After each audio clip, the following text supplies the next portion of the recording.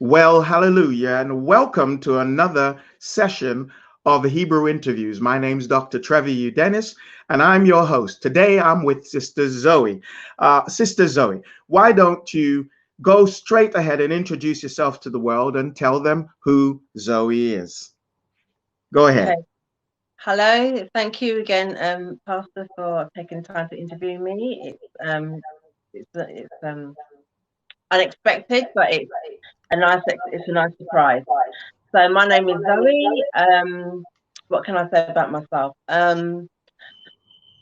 I live in London. I have a family. I have three children, three grown children, and I have a grandson. Um, and what can I say? Well, Um, so how did you come into this truth? Tell us about okay. that. Okay. So I've been in truth. It's been a gradual process. So I say from about 2014, about 2014, maybe, 2015. That's when Yahuwah started to work on my heart. So Mm-hmm. before I even knew about truth, there was a lot of cleaning up to be done. All Mm-hmm. I Tell us knew about that. all I knew is that I was going to a Pentecostal church, and I Mm-hmm. thought that I was in a good, in a good relationship with the Father and with Yeshua, and Mm-hmm. I felt that I was able to hear from the Ruach. Of course, I call them different names then, Mm-hmm. but I felt that I had a a good enough awareness of who they are, and I had a relationship, and I can always say I had a relationship, and that Mm-hmm. was fundamental, regardless of what I believed, what I didn't believe, or what I believe other people were telling me about the dynamics of the of Father and of the Ruach. Mm-hmm. I knew that in myself I had a relationship. When I spoke, he heard me and he spoke back to me. And that was my foundation. Yes. So from that foundation, um, it was the first thing that really needed to be dealt with me was unforgiveness. Mm-hmm. And I'm happy to say it because it affects a lot of people, and the object of my unforgiveness, who my unforgiveness was to my father.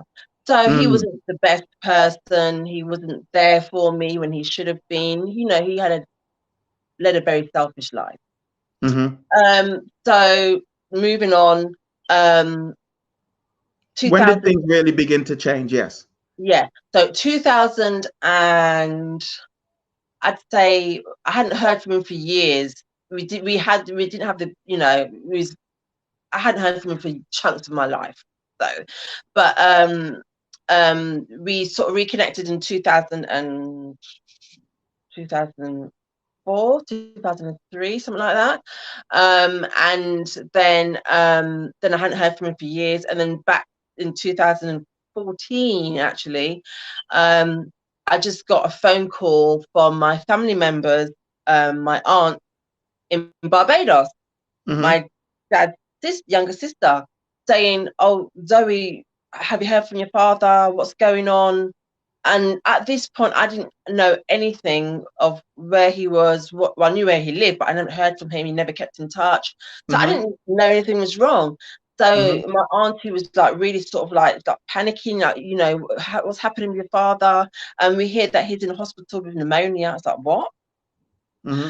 So this was like 11:30 at night, Mm-hmm. midweek, just as like a Wednesday night, Tuesday night, something like that. So I was like, what do you mean? I said, I haven't heard anything. And because I'm the only next of kin for my dad in this country, I'm his only Mm-hmm. child in this country.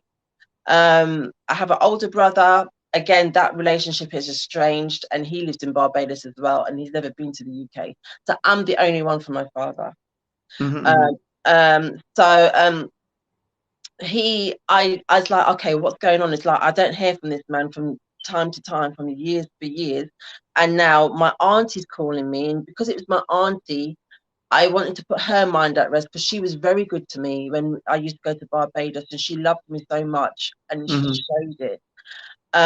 So it was for her that I was doing all the running around for. Mm-hmm. So I just started phoning. Someone just said to me, phone Derbyshire Hospital, Staffordshire Hospital. So I phoned Staffordshire Hospital, and then all of a sudden, oh yeah, your dad's here.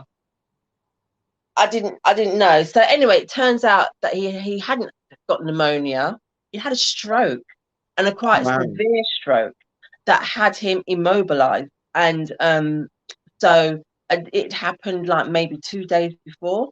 But because they didn't know who his next of kin were, me in London, they weren't able to contact me. So they contacted my uncle and my auntie in Barbados. Mm-hmm. So 2 2s now. He had the stroke. It left him sort of like immobilized, basically.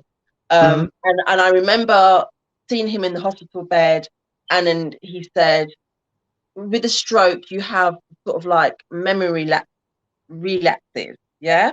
So some of your Mm-hmm. memory's there and some of it isn't. And then you have sort of fluidity at some points, and some points you don't. Mm-hmm. So he was, even though he was confused and didn't know what was going on when he actually came round, but the one thing he did say, and it sort of like resonated with me, I was like, wow, really? He said, looked at me and he said, Zoe, I never thought this would happen to me. I thought I was king of the world and I would never die. Wow. I was like, really? Okay. Mm-hmm. And I thought, well, see, look how the mighty really have fallen. And I didn't mean it in a bad way. I was just like stunned that anyone could even think that. Mm-hmm. So So he what happened next? so 2 2s down the line, he and his wife as well. She was older than him, and he was his wife's carer, and she had heart problems for a long time. And Mm-hmm. while I was there in Stafford, staying in Stafford, because I was running back and forth to the hospital for about maybe 2 or 3 days, I had to stay in Stafford. I was picking her up from their home, and driving us both to the hospital, and then bringing her home, looking after her. Turns Oh out wow. this lady, yeah, she's not my mother. I've never had any relationship with her, but it just made sense just to look after this old woman who was now, I could see the first signs of dementia was on its way. Mm-hmm. So she remembered me when I was young, from when I was younger, but she'd look at me in the car and say, "Who are you again?" I thought, "Oh God, I'm with this woman, this white lady, and I'm this black woman in this white village, and they'll probably think I'm kidnapping this woman." And this woman don't know who I am. I said, "Marjorie, you need to remember, I'm Zoe." So anyway, Mm-hmm. so she so I was looking after her, going back and forth to my dad. It turns out now, because he was her carer, he had to be put into a home. They both had to be put into an old people's home. Okay, Mm-hmm. right. So within, I'd say, so that was 2014. 2015, she died, Mm-hmm. and that was August of 2015. She died. Then Christmas time, I went down to see my dad. In 2015. So I never forget, it was December the 19th, 2015. And at that day, when I went down to see him, the nurse said to me, the carer, the manager of the care nursing home said, "Oh, Zoe, I need to have a word with you." By this time, I'd been going down to see my dad, and they knew who I was and my family, my kids. Yes. So they said, look, we know the relationship you have with your dad, and we know it's been estranged for many years, but you're his next of kin. You have nobody else. Look, he's got cancer. And it was just confirmed today. The doctor actually came back with the blood test today, and it's quite Mm-hmm. advanced. So now my dad was in his 80s. Yeah, Mm-hmm. in his 80s. So I was like, oh, God, what now? And by this time, my daughter was also pregnant. So I Mm-hmm. had a lot going on. So I was like, oh, for goodness sake, this just can't be possible. Um, Mm-hmm. so that was December. And between December and when he died, I was always going up and down the motorway to see him every other week. Now remember, I have brothers on my from my mum's side, from my mum, but I don't have anyone to share the burden with him. Mm-hmm. Mm-hmm. So so it was me driving how many 200 miles or whatever up and down the M1 every other week, going to see this man who'd never looked for me in a nursing home. And the only reason I did that was because the Ruach pushed me to do it. And he said, you have to do it, because if you don't do it, you can't move on with what I have for you. Well, that's pretty specific. And that's what he said to me. Mm-hmm. And I was like, no, I don't want to go. I'll be crying in the car. I'll be crying in the car, driving on the motorway, crying in the car. I don't want to do it. I'm fighting in the car on my own. And anybody that would look into the window and see me talking to myself, it's like, this girl's crazy. But this is how I was like under a spiritual arrest from the Ruach. I had to do it. And it just felt like I had no control. And that was the first time that had ever happened to me in terms of like being arrested development. Well, not arrested development, but just not being able to control your state. Your mind is telling you one thing, but your body's doing something else. And that's how he had me. You're under heavy conviction. Serious. It's like I was a puppet. It's more than conviction. I was a puppet. My brain was saying something. I knew what Pinocchio felt like now. My brain was saying something, but my body was doing something else. Mm-hmm. And so, you know, this whole period, it was like the Ruach was just preparing me, just getting rid of all the bitterness that I thought I'd got over, and actually I hadn't. Mm-hmm. You know, so he was just preparing me, and he was just talking to me and healing me on those trips to Stafford, To Derby. Mm-hmm. to Derby, every other week. So what happened next then? Sorry. What happened next? Oh, so what happens next? Okay, so Tutu's down. I had to forgive him. He was, you know, my dad was just a shell from what he used to be. He used to be very big man, proud man, big belly like Father Christmas, whatever. You know, biggest belly ever. And he went to a shell. He was just a stick, and that's how the cancer had him. It was prostate cancer. And he Mm-hmm. went from December being diagnosed and passing away in March, literally 3 days after my grandson was born, Mm-hmm. passed away. And he just overnight, he just lost all the weight. He was in constant pain. And I was by his bedside, and I would try reading to him, reading in Psalms. I would put music on for him, that sort of hymns that I knew he liked. Um, but there was no relief for him. And you could see he was in agony, and he was crying in his pain. And as I Mm-hmm. was talking to him and I'm reading the Psalms to him, and he starts crying, and you could see it was tears of regret. And at one point he asked me, would I think of coming to stay with him, live with him in Derby? I was like, Dad, you made your choice. I have a family in London. My mum stayed next to me and raised me. This is where my life is. So he had a lot of regret. And then at that point, I just saw him crying, and I felt sorry for him. And then I remember what my mum said to me when I was a little girl growing up, and I used to ask my mum, where's my dad? Why doesn't he come for me? And my mum said to me, you know what? Always respect your father, regardless of what he's done to you, because you are going to be the one to feed him water on his dying bed. Can you believe that's exactly what was happening? I was feeding Mm-hmm. him water, only me and him in the room. On his dying bed, I was feeding him water. And I remember that came back to my remembrance, and I was like, oh, so this is what bitterness does to you. In the end, it eats you up and it spits you out, and it has no Mm-hmm. mercy. So this is the lesson that the Ruach was telling me. Let it go, because you could be in the same position. And then for whatever, it could be for him or for anybody else that's done me anything in my life. And then from that day, I was able to put him to rest. get him Mhm. buried and everything. And I was able to move on very, very free. I've never looked back since. And that Wow. was the first time that I really felt the pressure and conviction of the Ruach. And so from there now, because my mind was open, I heard him in Hmm. a way I'd never heard him before. And then he started Hmm. telling me things. And then things started happening. I started meeting, I met a woman at some retreat. I Event. used to go to a Christian retreat. It's called LL Ministries. And I used to go there, and I met a woman, and one day she said to me, she told me, "Oh, do you know about the Hebrews?" And I was like, "I thought this woman's crazy." Anyway, she took my number and she sent me a link, and it was a really good documentary from I think it's called Kingdom Preppers, the history of the true Hebrews.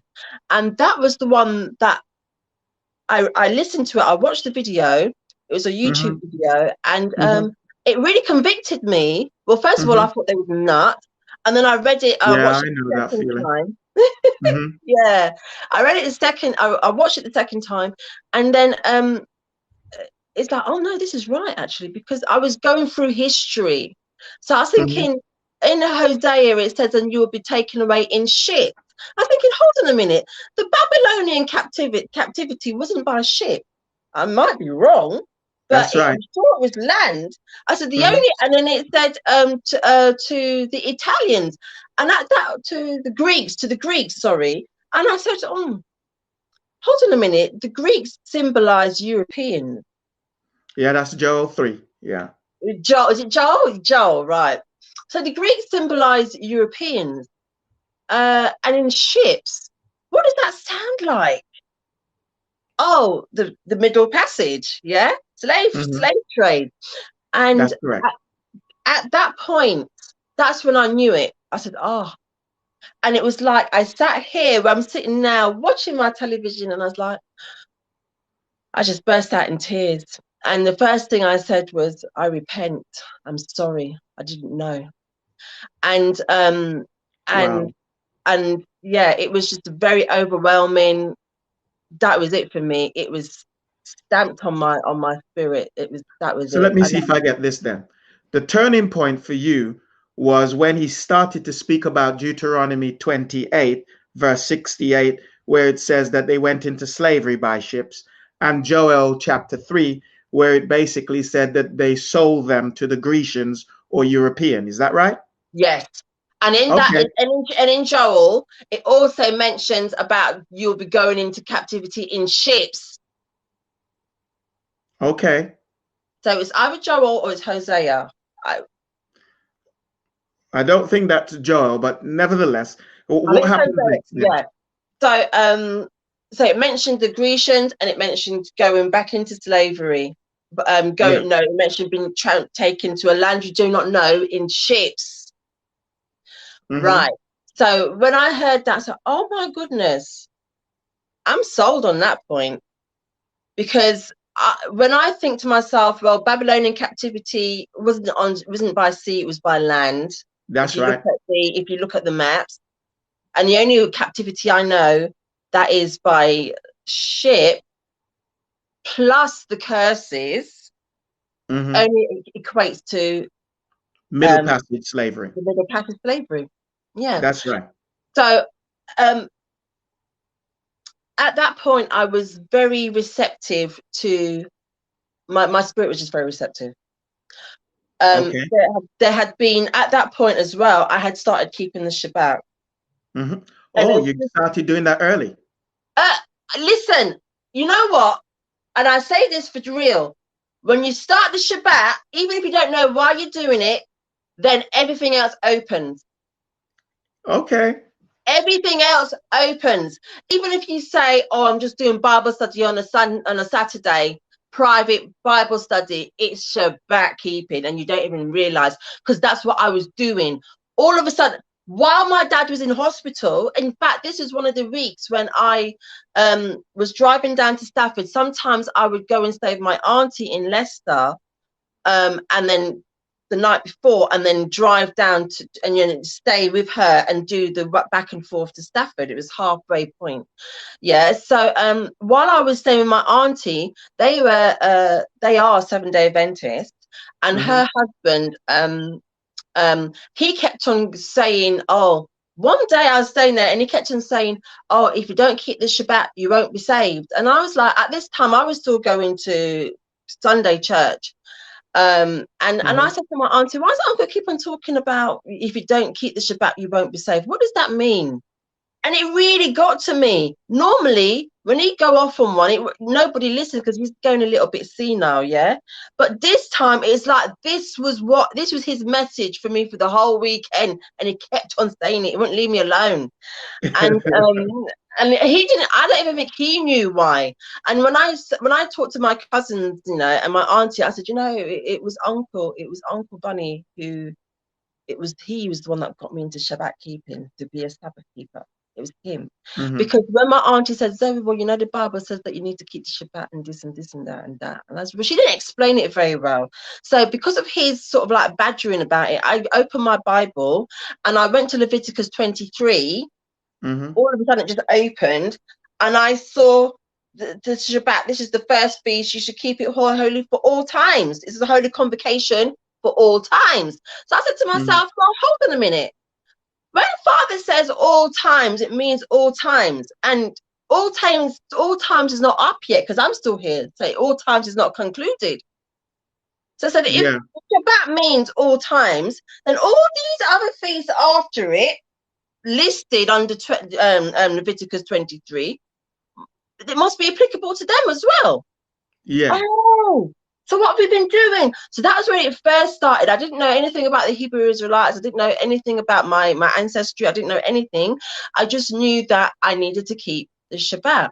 And so from there, I started doing Saturday. I started doing Shabbat keeping on the Saturday, and I would give myself until like midday. So I'd wake up and I'd do my Bible and I'd read and I'd pray, and I'd have my fellowship.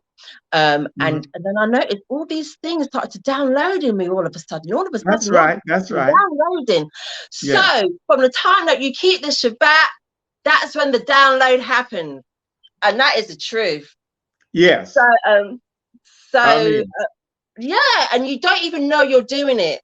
Other people that I was going to church with at the time, they would do their Bible study as well. And I tell them, just do it on a Shabbat. I said, if you do it on a Saturday, I didn't even know it was called Shabbat. I said, just do it on a Saturday. I said, because you hear so much more when you do it on a Saturday. And they would come to me and say, it's true. You hear so much more than what you hear on a Sunday. See? So from there, so you were kind of proving it to yourself, weren't you? Yeah, and it was a gradual sort of like introduction. I think it's funny really because a very good friend of mine who I also met at LL Ministries. When we first met, we met at the bookshop after the service, and we started talking. But she said to me later on, after like maybe a year or so after we'd known each other, she said, "Oh, Zoe, I was going to talk to you when I first met you. I was going to talk to you about the Sabbath because I knew that you was in the Sunday church." She said, "But the Holy Spirit, the Ruach, told me not to." He said, "Don't say anything to Zoe about Sabbath." Because at that point I was not there, and I don't think I would have taken it very well. So she said, but when I started learning about this habit on my own, she said, she knew that what she heard was truly from the Ruach, and it wasn't just her mind playing tricks on her. Because knowing what the kind of person she knew that I am, I'm always about, okay, I'll hear you, but I need backup on that. Don't just come to me like that. So, but my backup was called conviction. You can't argue with that. Yeah. So when was the definitive point that you actually changed your beliefs and started really making a transition?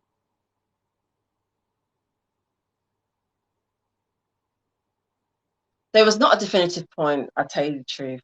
So, okay, then you changed to Shabbat. Building. Right. You were in Shabbat and you're still going to Sunday church. What happened next then? Right. Well, the Sunday church business only lasted all of a month after.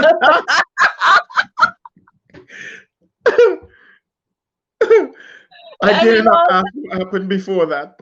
Okay, so the Sunday church lasts a month. What happens? Yes. So I Are there any basically. particular challenges that you were facing in terms of your belief system? Yeah, because I there was. It's not a challenge. It was just enlightenment. To be honest. Go ahead, tell us about it. So while I was still going to church, okay, so I found out who I was through the Hebrews, through the video, got convicted. At this point, yes, I was reading the Bible on a Shabbat. I was doing my Shabbat. But then I noticed things, started seeing things in the Bible when I was on my Shabbat days. I was like, oh, they taught it to me this way to interpret. But actually, you're not supposed to be doing that. It's just like something just started just clicking in my brain. And I was like, oh, that's what it means. But that's not what they tell us.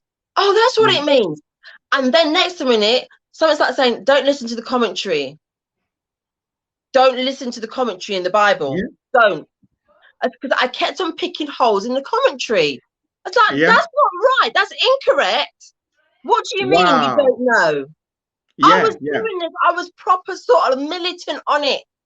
So That's I was good. like, yeah. I was like, no, no, no, no, no. And then when I realized, I said, you know what? From this Uh point huh. on, this is what I said. From this point on, no man, no woman will ever lie to me again. I'm not going to listen to anybody unless I'm Wow. led to by the Ruach HaKodesh, because That's no one is going to fantastic. fool me again, and no one ever has past that. Wow. So Wow. he's given Mm-hmm. me a discernment. He's given me an understanding, and sometimes I'm not the best person to say be able to recite scripture. I Mm-hmm. tend to know the scripture through song. Then I Okay, realized everybody that has all the theirs. hymns, Yeah. yeah. So all the hymns, I didn't realize it before. All these things, I thought somebody actually sat down and wrote these things out of their head, not knowing that they got it all from the Psalms or something or the other, or these songs or these hymns that we sing every day in church. I didn't realize I was that naive. And then when I Mm-hmm. started reading my word, and I said, but that's what that says in that hymn. I said, Mm-hmm. oh, did they pick up? This goes to show You how mean much I like used to read the as Bible. the deer panteth for the waters? Yes, That's in the Bible. that's in the Bible. It's not even original. But anyway, I was like, okay, I can remember songs. I might not be able to remember the verses, but I can remember song, and that's how I remember. I can Script. bring back to remembrance my Bible verses through the songs. Mm-hmm, Yeah. mm-hmm, mm-hmm. So basically, yeah, he started showing me a different way. And then when I was going to the church, I would be sitting down, and you know what? When you're a Sabbath keeper, no one can't fool you no more, you know.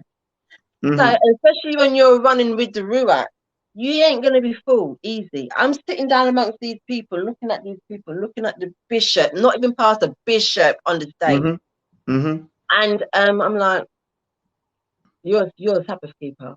Somebody's just telling me I was seeing whatever elder, pastor, or bishop would come on that stage, the Ruach would telling me who they are. There'd be one in particular, and I knew it from before. But then when I started getting conviction about her was when I knew who I was who I knew who I was, and I knew about, Sabbath, and I knew getting to know a bit more about the true understanding of what my function is. So somebody was telling me see that one up there, she's a Sabbath keeper. And I tell you what, it's like you could actually see people for what they are. And it's not, I didn't visually see anything around them or any haze or anything like that. And it's just a Mm-hmm. conviction. I look at them, wow, you keep Sabbath. And you can see a Sabbath keeper from a mile off. Even Wow. though they might be doing the wrong thing, you can see a Sabbath keeper. Can you believe? Yeah. I know a couple of preachers who keep Sabbath and then go preach on the Sundays. I really do. And big name ones too. Well, this one was a big name one. He Uh-oh. is a big name. We can have that conversation after if you really need to know. But this was a big name one. multi-location church, not even just in London, outside of London as well. So Yeah. I Okay. don't want to say no more. But anyway, so Yeah. yeah, so I when I actually stopped going to church was when What made you really come out? What made you come out? when I sat there And one what? Yeah. Sunday, When and why did you come out of church? because I knew that they weren't telling me the truth. So that's why. And when did that happen? That happened.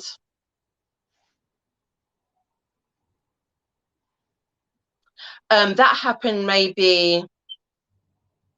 I couldn't live a lie anymore, Pastor. That happened about a month after I really had a full conviction. Yeah. Okay, Of so the the, conviction came pretty quickly. yeah. Were there any more challenges that you faced like that? Any more belief challenges? Yeah, my whole world was turned upside down and I didn't know how to settle it back down in terms of Hmm. everything that I'd been taught um, was a lie. Can And you give me an example? my belief system of who I thought Yeshua was. Jesus Okay. meek and mild. Oh, he loves everybody, regardless of Yeah, what I you've know that done. one. Jesus loves everybody. No, no, stop it. So, I had to Jacob have I loved and Esau have I hated. This is the hate it. same What? God. Listen, why they can't tell the truth? Yeah. Just repent and tell the truth and give somebody else a chance. This is what I didn't understand. This is what I didn't like. I said, you're a Sabbath keeper. You know about the Hebrew Israelites. You know about the true Jews because this same church started to do Yom Kippur. Can Mhm. you believe? So they And want to do Yom actually, Kippur, but without Sabbath. without Sabbath. Oh, hold on a minute. They was doing their own Sabbath. And they was thinking, let's just try and cover ourselves. So we'll teach the people a little bit, a little bit, a little bit. I'll just give them a few crumbs. I picked up Hmm. the crumbs and I followed it because actually it was by them doing Yom Kippur service one year. That's when it all really, I forgot to say, they did the Yom Kippur service and that's when it really started kicking off for me. And that's how I found out about Sabbath. It's from the Yom Kippur service. Okay. Okay. So what else did you experience? Whatever else. Tell us about some of your experiences in this time that you're going through, this turbulent time of change you were going through. What were you experiencing? It was very lonely because I had to shut Hmm. off a lot of people. I Hmm. didn't and I felt that maybe I was being um too self-righteous.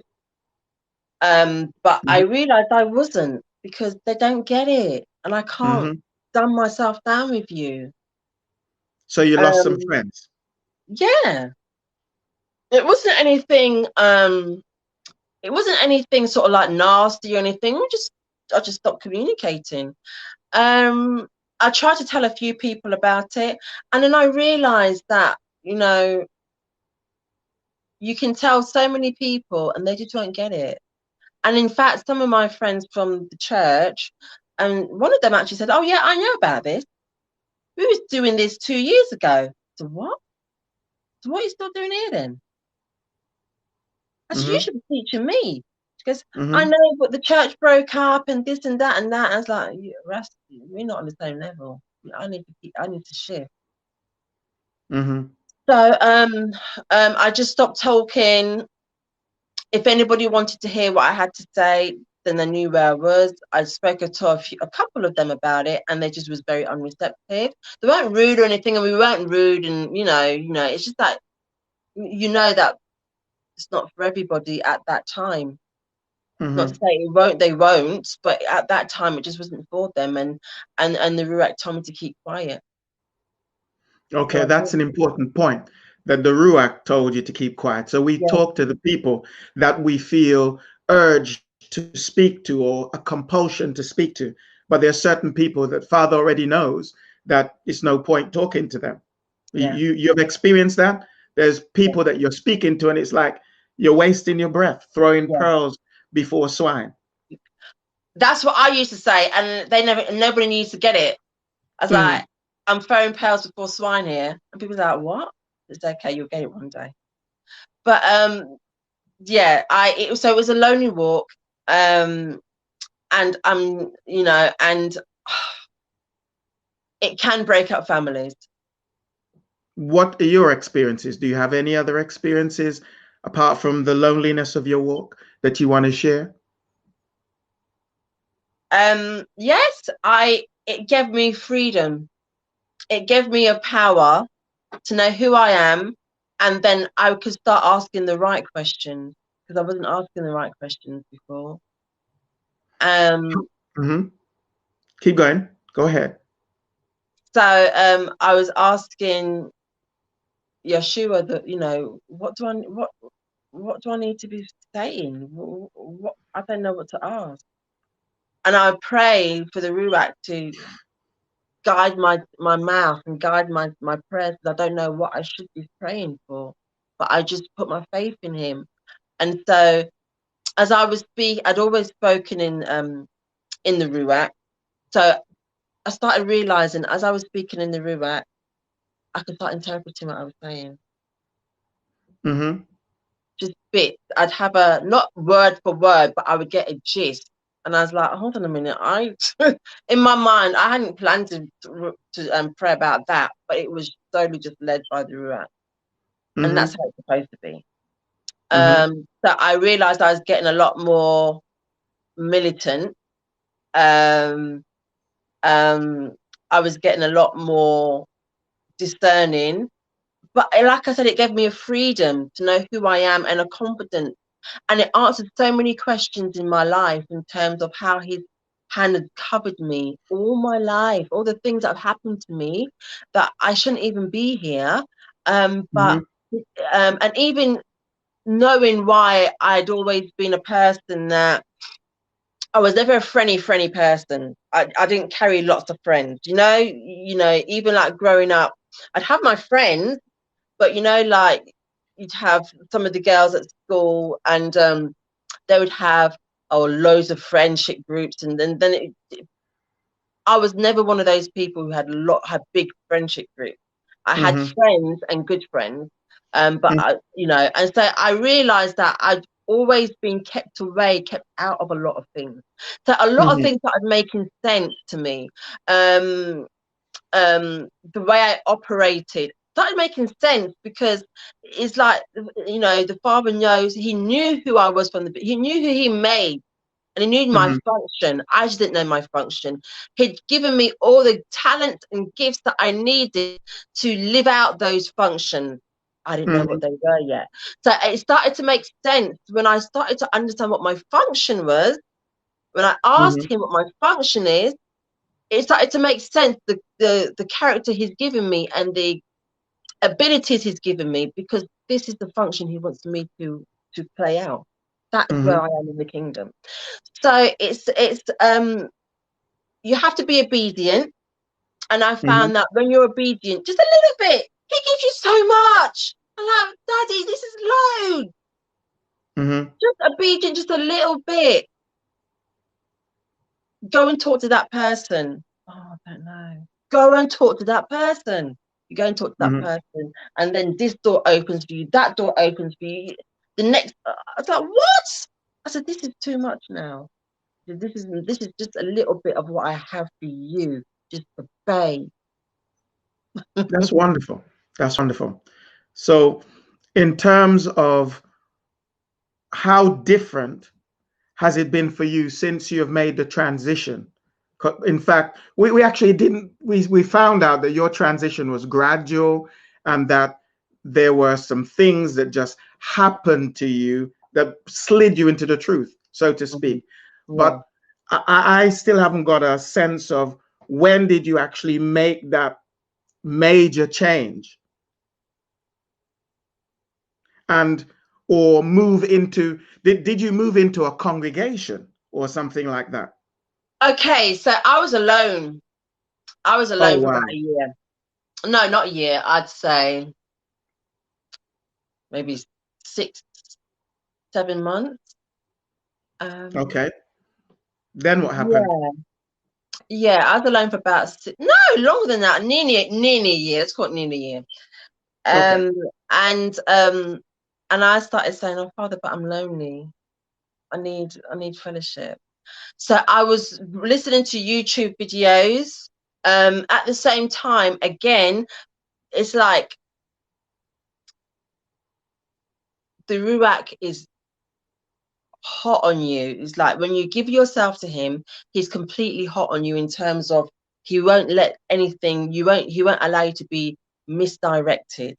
So there's a lot Mhm. of stuff on YouTube that is very misleading. Oh, please. Oh, yeah. And I picked that up very quickly.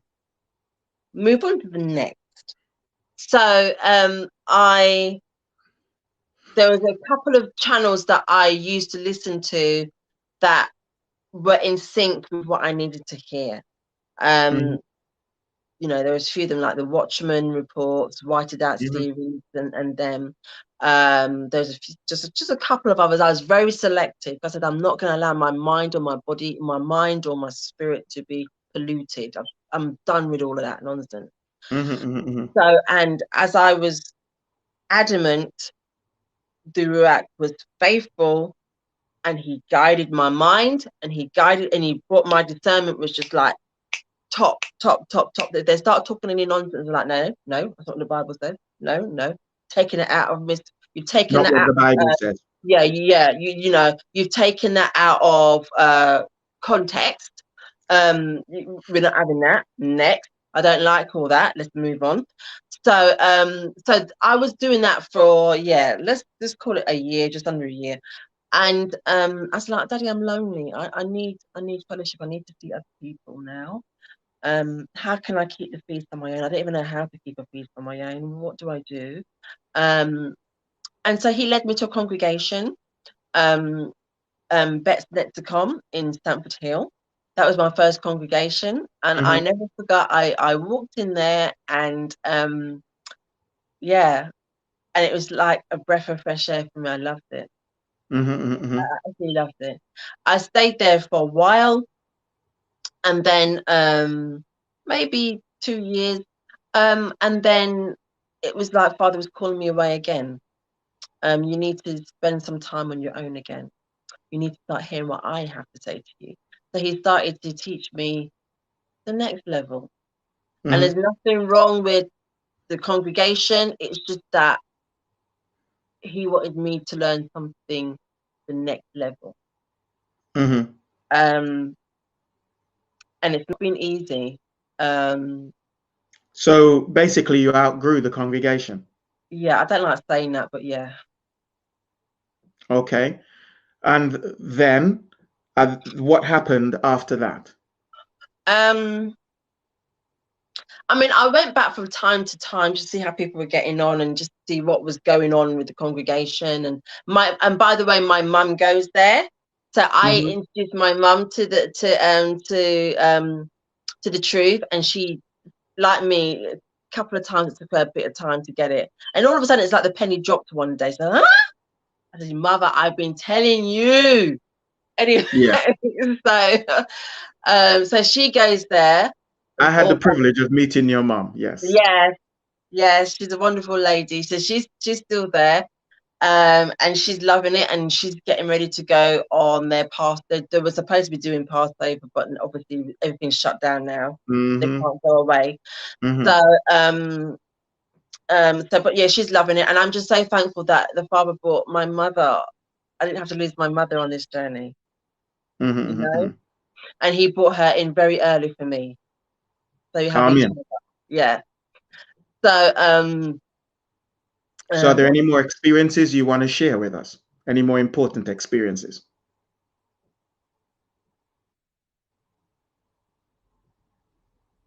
apart from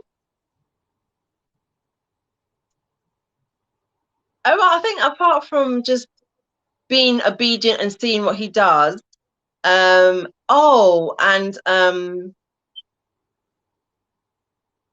then realizing what your function is and your talents are. So he's just opened up so many ways for me in terms of telling me this is what you're supposed to be doing, and where you are now is way below where you need to be. So it's like, oh, there's so much. It's like he's sort of like put people and situations in places for me and set things up for me that I just walk into it, and then you just have this instant connection with people you're supposed to be doing business with. And that is actually how I managed to talk to Asiomi. Mm-hmm. Um, through our business relationship. He's in Ghana, I'm here in UK. And I just one day, it was a Shabbat, and the Ruach said, send him that video. Send him the history of the Hebrews. I always use that video now. If I want to minister to anybody, Mm-hmm. I said, look, you know what? Have a look at this. Tell me what you think. Get back to me. No pressure. Mm-hmm. No pressure. And I did the same to Asiomi. I know he won't mind me mentioning this because he's very excited. Yes, he And is. yeah, and he took it straight away. And I said to him, look, Asiomi, I'm sending you this video because I just want to share with you who I am. And I don't know how else to explain it to you, but this might give you a bit of an understanding. I said, if you don't feel that we can't do business anymore because you don't take it on, that's fine. We can still do what we were going to do together in terms of our business. But I just wanted you to understand why I do things the way I do them, because I'm basing it on my beliefs, and my lifestyle is based on who I am in the Most High. But I want Mm-hmm. you to experience that with me, at least have an understanding of who you're dealing with. And he accepted it. He saw it, and he was like, his mind was like blown, and he accepted it straight away. And that's it. He's just been for it, on it. Yes, he's been on fire. Yeah. So Okay, so tell me how you came to us. okay. Tell me how you I came to us. I think it was the it was the video. It was one of your screenings, your video screening. Our screening days, yes. Yeah. So I can't remember which.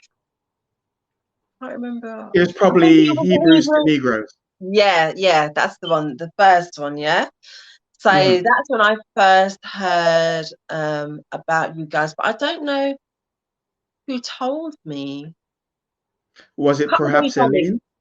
Hmm? Was it perhaps Eileen? No, Okay, because I think well, me and Ellen, somebody told you. yeah, because me and Ellen found out about you guys at the same time. So it was somebody else that Okay, sent us the link. Anyway, so you came yeah, along to the screening. so I came to the screening, and I saw the congregation. I like the congregation, and it was just, for me, it was just a little bit of like very easy going, in terms of you weren't okay. So before I say what I'm going to say, um, Careful, I don't want to offend no one. no, you won't be offended. I'm just trying to get a bit of background so people know what I'm saying, why I'm saying what I'm saying. So I have no problem, and I understand scripturally about, covering your head. I have no problem with that. I have no Mm-hmm. problem with that. I have no problem with keeping Torah. I have no problem. In fact, this is who I am. This is my essence. Mm-hmm. So, but some people can go overboard.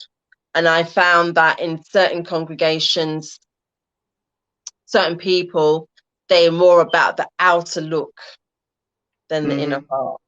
And I suppose Mm-hmm. that's why I had to move on from where I was. For me, it was getting a bit too much, the outer, rather than inviting in the ruach and dealing with your heart inside. Yeah. Mm-hmm. It's about how long your skirt is, how tightly your head is wrapped. No. So I know there's a time and a place, and it's our lifestyle, but I just felt that when I came to your congregation, to this Pillar congregation, of faith, yeah. Pillar of Faith, I just felt that it wasn't they weren't hung up about it. You know, they weren't hung up about it. Not to say that they don't you guys don't respect it, you do, but they realize that everybody is at different Stages. of their development. And also you don't have to continually cover your head everything you do. You cover your head in prayer, you cover your head in service in the congregation. You don't have to cover your head for a video. You know. So I was like I want something that's and don't get me wrong, it's not because I don't want to cover my head, because that's not what I'm talking about. It's about the thought process. It's about you don't get judged when you come into a place for being who you are. Do you know what I mean? And I'm not talking about being who you are in sin. No, I'm not talking about that. I'm talking about just keeping it real. It's not about the outer appearance, and I just don't have time for that. So I just felt it was a breath of fresh air. I like the congregation. I'm still, you know what, Pastor, you know, you don't see me from week to week because I'm very precious of my time with the Most High. I'm very precious with my time. We can have that conversation offline. I'm very precious. Listen, now I found him. Truly, he ain't going nowhere, and I'm not making nobody get involved in that. But I will say, I always do follow the podcast, the videos, the YouTubes online, and they always do We come have in loads right of on people time doing for that. me. Yeah. You know, right Under on the current time. circumstances, it's easy because people all over the earth realm can collect and they don't have to be in congregation. But Yeah, there are scriptures for being in congregation, you know, I like know. Hebrews 10:25 and so on. But that's another thing. We'll put that on the side for now. But what I'd really like to know, in terms of your ambition, what's your ambition now? Do you have any ambition right now Yeah. to Well, I mean, build what in terms of what? spiritually? Spiritually. Right. Well, so my ambition spiritually, okay. So my ambition spiritually is to get to where He's called me to be. So Mm-hmm. He's shown me where I need to be, and Mm-hmm. my spiritual ambition is basically my function, my calling for the body, in a Yes. business sense. I'm a business Mm-hmm. person.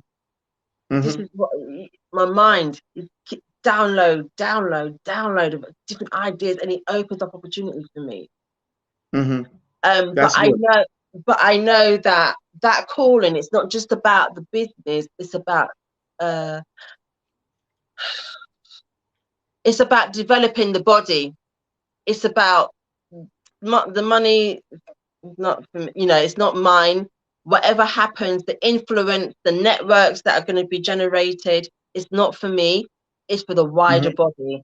It's for the development of the saints. Mm-hmm. He's also preparing me to rule, in terms of Mm-hmm. we are here to rule. So the small things that he's telling me to do now, the courses that I'm taking, the networks that I'm creating, the opportunities that are coming my way, is all part of the arsenal that I'm keeping, because and I'm building myself up on this, so that Mm-hmm. when we here are ruling, this is Mm-hmm. what these are the talents and gifts and provision that I'm going to need. And so this is the development time now.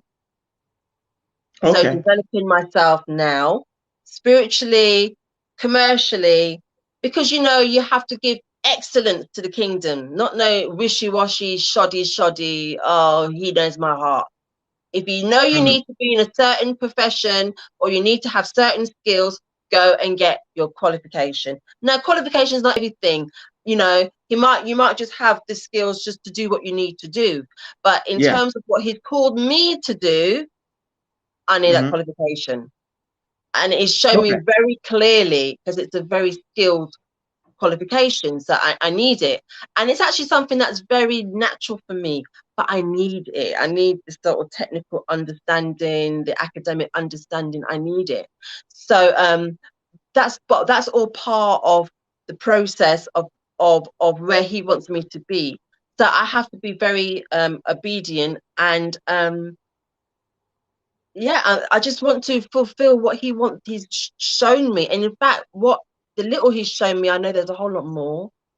But just step by step, I'm trying to stay faithful and obedient. Well, obedient is the word, you know. Hmm. Um, and being accountable for the time and the time that I'm using, and making Hmm. sure I'm not allocating my time to nonsensical debates or watching television or getting involved in things that just don't, not for me.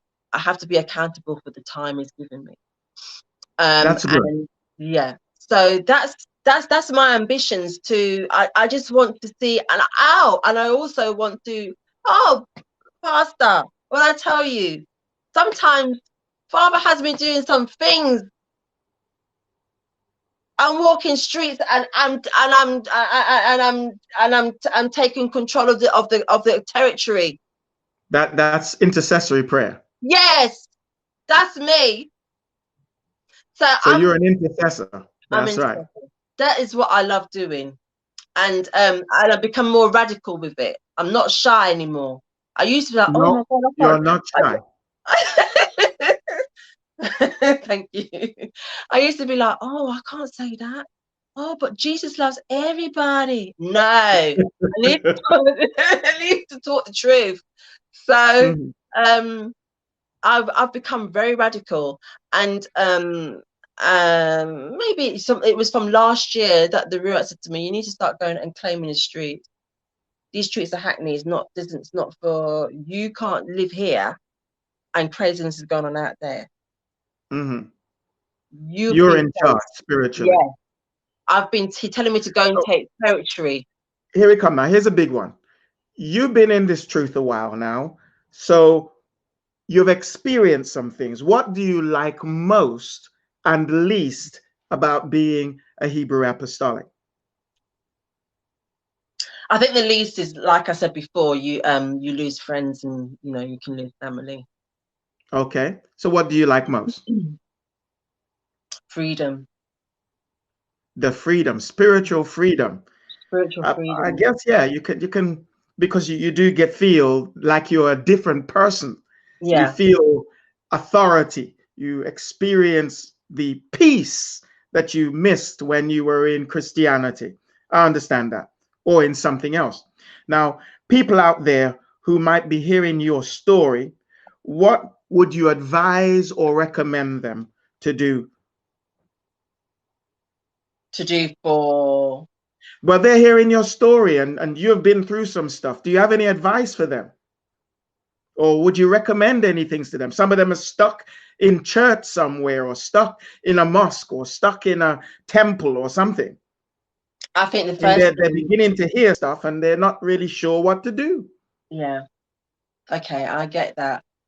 I think the first thing is be ready to be honest. Be ready to Hmm. be honest with yourself. Um, be ready to truly, when you say that you want to call out to the Father, in yourself, know that that's truly what I want to do. And whatever I hear, ask the Ruach to help me to accept it, and then to Hmm. deal with it. Because Hmm. if you're going to fool yourself, then you can't fool the Father. You're just fooling Hmm. yourself. So be ready to hear. Be honest with yourself. Be honest with your flaws. Don't look for excuses to try and justify your lifestyle, things that you might be dealing with. Be ready to say, I'm done with that, and I need to move on to the next level. Because you're always going to be going round and round in a circle, bumping head to tail, head to tail, head to tail, and you're not going to get no further. So be honest with yourself. And when you make that call out, he, in his faithfulness, will answer you, because he knows your heart before you even open your mouth. So it's best you prepare yourself, sit down in a quiet space, and be patient. Don't say prayer don't work. It does work, but you might not like what you hear. That's your Mm-hmm. business, but it Mm-hmm. works. So Hurry up and be patient. be patient. Sometimes I sit down there and like, oh, Father, Yeshua, I need to hear from you. Talk to me. And I'm thinking that I'm going to be here, opening up, giving my sacrifice of praise. I think I'm going to be here for the next hour. Sometimes in 10 minutes, he's like, I'm here. What do you want to hear? Are you ready? I'm here. So, Mm-hmm. yeah, now you know to keep quiet and let him start downloading. So you got to give him time to talk, because sometimes we talk too much. We need to Mm-hmm. stop talking and start listening. So Mm-hmm.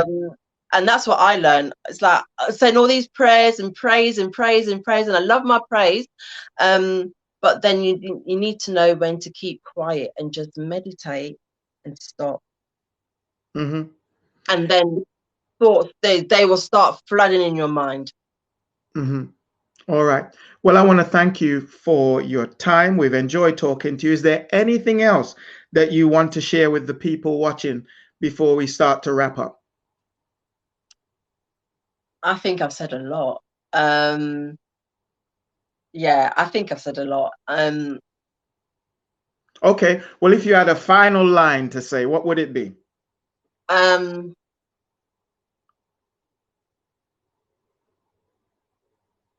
be prepared to let go. Be prepared to let go of what you thought you knew. Be prepared to let go of an old life. If you're really true and you really want this to work, be prepared to let go. But also be prepared for the best time of your life. I would never give this for anything. I would never Mm, give it up for anything. What I wow. know today, the person I am today, the confidence that I have on me, without arrogance, without arrogance. I haven't come here easy. I've come here with a lot of having to deal with reality of who I was. And it's not nice to hear not so nice things about yourself. You know what they are. Mm-hmm. Bitterness, unforgiveness, envy, always got negativity words to say about somebody. Change the dialogue, and your life will start changing. Start looking at yourself in a different way, and your life Mm-hmm. will start changing. Stop being negative, and those positive words that you start putting out there in the atmosphere, they will come back and feed into your ruach, and you will Wonderful. see a change. Wonderful. Okay, Sister Zoe. So there are some people out there who might want to connect with you online. So uh, if they wanted to connect with you online, is there any way for them to find you on social media, or are you not a social media kind of person? You know what? I have an Instagram, but I don't know what my Instagram page, what my Instagram address is. Can you believe? I just Uh-oh. don't go on it.